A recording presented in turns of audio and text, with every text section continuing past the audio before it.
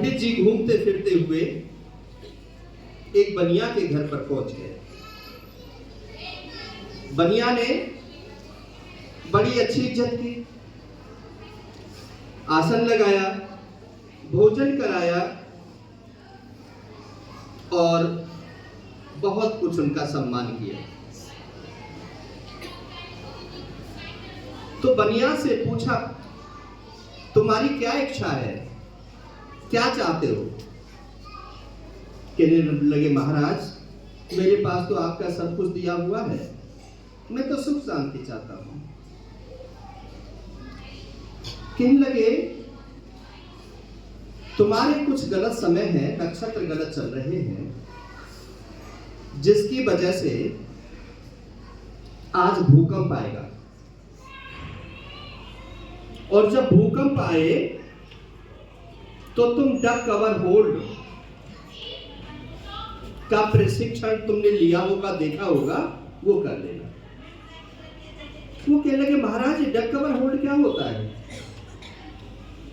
कहने लगे, तुम जरूरी नहीं है कि तुम अपनी दुकान पे हो सकते हो, तुम किसी फंक्शन में हो सकते हो, तुम घर में हो सकते हो, तो जहां जिस स्थिति में भी हो, किसी होटल में हो, मार्केट में हो, घर में हो, सड़क पर हो, तो वहीं पर डक कवर होल्ड। मतलब यदि स्कूल में विद्यार्थी हैं और ऐसे क्लास बैठी हुई है, तो ये पहली लाइन के लोग तो निकल जाएंगे पहले दरवाजे से, और सबसे लास्ट वाली लाइन के जो लोग हैं वो पिछले दरवाजे से, क्योंकि हर कमरे के 2 दरवाजे होते हैं।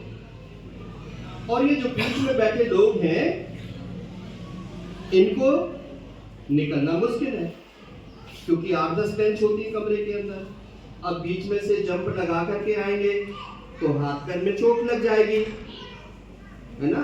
इसलिए इनको नहीं निकलना। किसको निकलना है? पहली लाइन को, क्योंकि आगे कोई बैरियर नहीं है, अगले गेट से निकल गए। पिछली लाइन को, पीछे कोई बैरियर नहीं है, वो भी निकल गए। तो अब जो बीच वाले हैं ये क्या करेंगे? ये बेंच पर हैं तो बेंच के नीचे बैठ जाएंगे, डक बतख बन करके। अगले भाग को पकड़ना है, सिर को नीचे झुकाना है और अपनी रीढ़ की जो हड्डी है, जिस पर पूरा शरीर है, उसको बचाना है। डक बन के बैठ गए। अब उसके बाद में देखा कि ये तो कोने के पास में है, ये दीवार है, तो यहां से खड़े होंगे और कोने में चले जाएंगे, पिलर के पास चले जाएंगे। यहां हो गए कवर।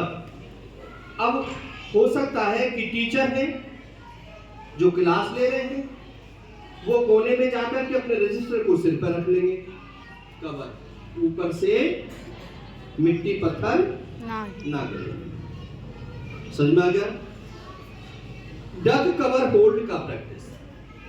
अब तुम जा रहे हो, जीना आ गया, सीढ़ियां आ गई, उस सीढ़ियों के नीचे चले गए, क्योंकि उसमें लोहा होता है।